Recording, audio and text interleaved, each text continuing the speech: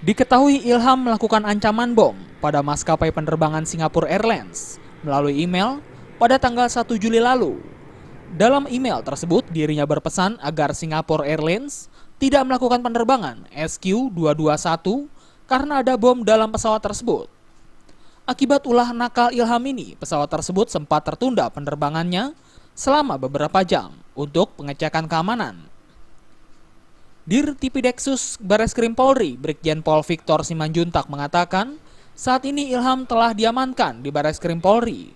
Akibat perbuatannya tersebut, Ilham dikenakan undang-undang pidana tentang ITE dengan ancaman kurungan minimal 10 tahun penjara. Menurut Victor, belum diketahui motif yang dilakukan Ilham. Kini Ilham masih menjalani pemeriksaan di ruang Subdirektorat Informasi Teknologi dan Cybercrime di gedung Bareskrim Polri. Memang kita amankan seorang mahasiswa berumur 21 tahun yang mungkin dia melakukan pengancaman terhadap penerbangan SQ sehingga ada delay 3 penerbangan.